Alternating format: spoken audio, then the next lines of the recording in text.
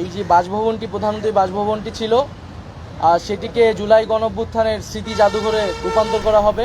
অন্তর্বর্তী সরকারের তথ্য ও সম্প্রচার উপদেষ্টা মোহাম্মদ নাহিদ ইসলাম, যুব ও ক্রীড়া এবং কর্মসংস্থান মন্ত্রণালয়ের উপদেষ্টা আসিফ মাহমুদ ভূঁইয়া এবং শিল্প উপদেষ্টা আদিলুর রহমান খান গণভবন পরিদর্শন করেছেন। শনিবার বেলা 11টার দিকে গণভবনে যান তারা। জুলাই গণঅভ্যুত্থান স্মৃতি জাদুঘরে রূপান্তরের লক্ষ্যে প্রাথমিকভাবে পরিদর্শন করলেন তারা। এবং জনগণের বিজয়কে ধারণ করে রাখার উদ্দেশ্যেই এই গণভবনকে জাদুঘরে পরিণত করা হবে।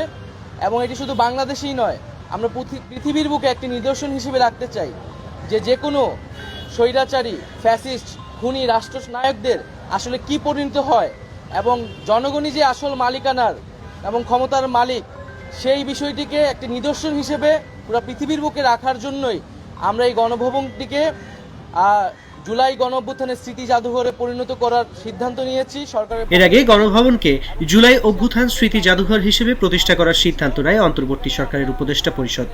যুব ও ক্রীড়া এবং কর্মসংস্থান মন্ত্রণালয়ের উপদেষ্টা আসিফ মাহমুদ ভূঁইয়া ফেসবুক পোস্ট করে বিষয়টি নিশ্চিত করে একটি ছবি শেয়ার করেন।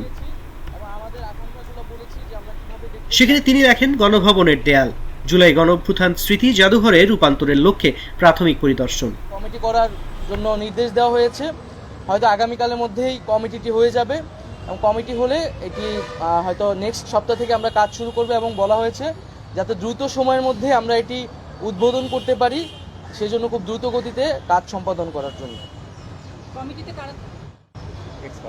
কমিটিতে যারা বিশেষজ্ঞ রয়েছেন, স্থাপত্য সাথে জড়িত এবং জাদুঘর বিশেষজ্ঞ এবং যারা আর্টিস্ট রয়েছেন তাদের থেকেও, এবং আমরা বিদেশে যারা রয়েছে জাদুঘর বিষয়ে বিশেষজ্ঞ বা এরকম অভ্যুত্থানের স্মৃতি জাদুঘর করার অভিজ্ঞতা রয়েছে, তাদের সাথেও যোগাযোগ করার পরামর্শ নেওয়ার জন্য বলা হয়েছে।